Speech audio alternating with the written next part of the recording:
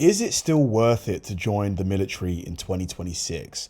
I mean, this is such a good question because traditionally the military's been a route into employment for a lot of people. It gives you an income, it gives you training, skills, accommodation, the chance to have a career, and I think you can retire after 20 years of service or something like that. So if you go in at 18, you could be retired before you're 40. So I can see why it would be so attractive to a lot of people. But now with all the conflicts going on, there doesn't seem to be an end to a lot of these conflicts. I'm talking about obviously Iran, the Russia situation, Israel and all that. The chance of being deployed to a war is probably just getting higher and higher every single day.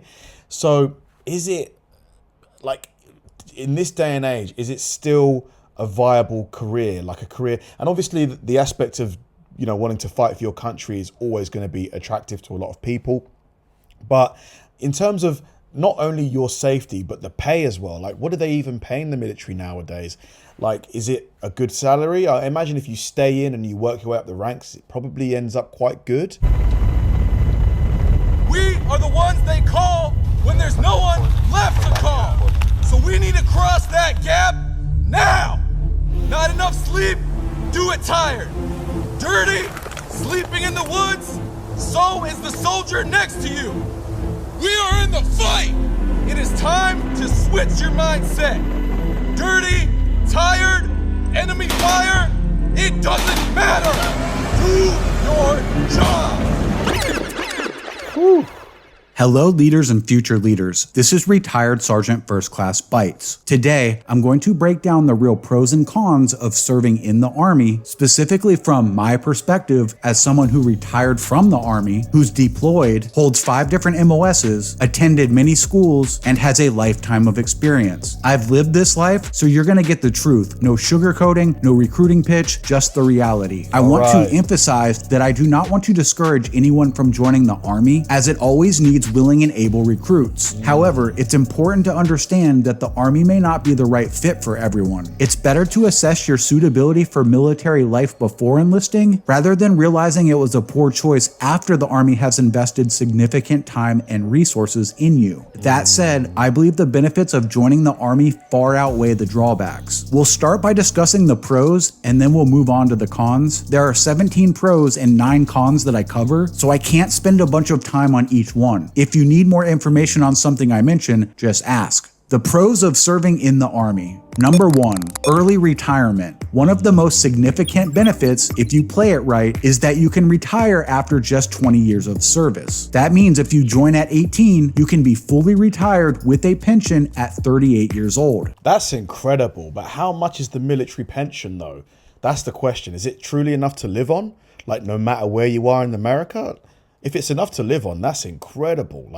You'll still be young enough to start a whole new career, travel, or just relax while you're still in your prime. At a young age, you may not even be considering this, but at some point it will occur to you, if I stay in, I can actually retire in 14 years or X number of years. I personally retired at 38 years old. Number 2, top-notch training and experience. The Army provides you job training that's second to none. You're not just learning theory, you're doing the work, gaining real-world experience, and developing skills that transfer into civilian life. Whether it's leadership, logistics, mechanics, or combat operations, that knowledge sticks with you forever.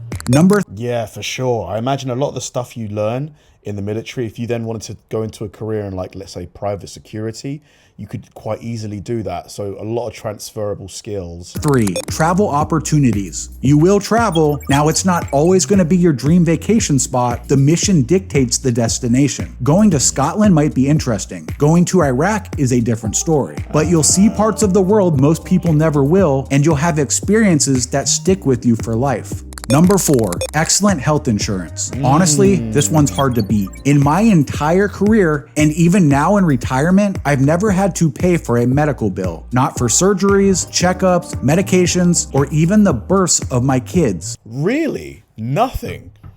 No copays, nothing like that? That's wow. TRICARE covered it all. Number 5, housing and utilities covered. If you serve on active duty, your housing and utilities are covered. When you first enlist, your pay isn't very high, so having these expenses taken care of by the Army alleviates a significant financial burden. Number 6, tax-free shopping on base. Everything on post, gas, groceries, clothing, is tax-free. Over a career, that adds up to a massive amount of savings. Number 7, meaningful work. Serving in the military isn't just a job. You are part of something bigger than yourself. This is a big one. You know, you are helping keep America safe. Like that personal satisfaction you would get from knowing that you are serving such a big purpose would be so satisfying, rather than a lot of corporate jobs where like I've had in the past where you've got no personal investment in there. The work you do has purpose, and you can feel that. Number 8, educational benefits. Between the GI Bill, tuition assistance, and other programs, the Army sets you up for educational success both during and after your service. Is it true that the military can cover, like if you do certain courses, I think in the military, like university courses, the military can like cover the cost entirely? I think I read that somewhere. If that's true, that's amazing. Free tuition? Or is it like just subsidized? 9, bonuses. Depending on your MOS, there are enlistment and re-enlistment bonuses that can put a serious chunk of change in your pocket. Number 10, access to the DFAC. The dining facilities on base feed you 3 meals a day. The food is decent, and it's one less expense and worry to have when life gets busy. Number 11, built-in community. You'll meet people who share your values and your drive. These aren't just coworkers, they'll become lifelong friends. And unlike high school buddies or old neighbors, they often have the means to actually go out, travel, and enjoy life with you. Number 12, fitness facilities everywhere. Every Army base has gyms, and many have pools, saunas, racquetball courts, basketball courts, the works. Fitness is built into the lifestyle. To be fair, I mean, these perks, they're sounding pretty good. The cons are going to have to be, I mean, the one massive con is that you could die, right? That's probably the biggest con, and that is a serious con. But I mean, these pros, kind of hard to argue against these. 13, no car, no problem. Your company area, the chow hall, and most of what you need will be within walking distance. There are also cab services on base to get you where you need to go. Number 14, MWR perks. The morale, welfare, and recreation program is like the Army's built-in fun department. Movie theaters, fishing, golf, boating, wave runners, sailboats, even motorboats and pontoon rentals. Bases are basically self-contained cities with everything you can think of. Number 15, barracks life. If you're single, you'll live in the barracks. They're like small apartments where most of your platoon lives. That'd be fun. It'd be kind of like university, or college as you call it in America, just like living with your buddies. Dude, I miss uni so bad. Probably the funnest part of my life, really. Means you're surrounded by people to game with, watch movies with, or just hang out. Number 16, vehicle hobbyist heaven. If you're into working on cars, bases have auto hobby shops stocked with every tool imaginable. Many even have car washes and car clubs. Number 17, setting yourself up for life. At the end of the day, the military can give you training, benefits, and experience that set you up for long-term success. Moving on to the cons. He didn't even mention the, you can get a lot of discounts, I think, as a veteran in America and here as well. Like, I think, and it's quite significant in a lot of places. Number 1, you can't just quit. When you join, you sign a contract. If you decide you hate it after a few months, too bad, you can't just walk away. If you go AWOL, you risk arrest, a dishonorable discharge, and a record that follows you for life. Number 2, no calling in sick. If you're sick, you don't just text your boss and stay in bed. You have to report to sick call, get checked by a doctor, and be officially put on quarters. If you're caught out and about, you're in trouble. Number 3, strict rules and structure. The Army has customs, courtesies, and regulations for everything, from how to wear your uniform to when to salute. If you've never lived in a disciplined environment, the adjustment can be a lot to handle, especially initially. Number 4, physical and appearance standards. You have to stay within a set height and weight range, pass at least 2 physical fitness tests per year, and keep your grooming and uniforms inspection ready. You can't just decide to become fat and lazy. Number 5. To be honest, the last two I don't think are that bad. Strict rules, I think a lot of people would benefit from that. Gives you discipline.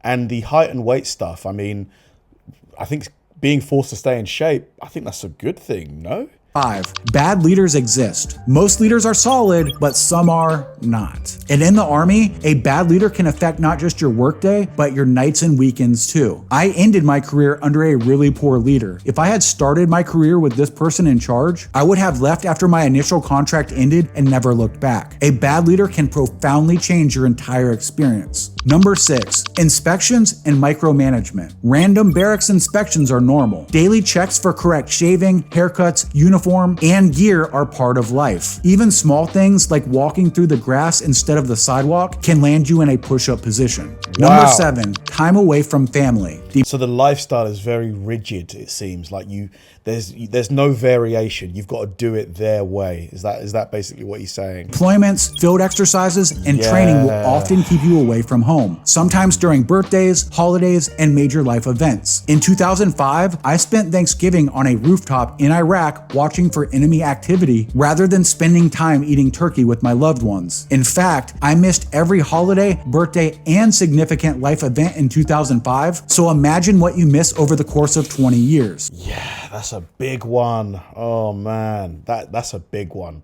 That's probably the biggest con so far, because you don't get that time back, do you? Like, but then again, when you're retired, you get, a lot more time. But like, let's say you had a kid at 18, 19, by the time you're retired, the kid's already moved out.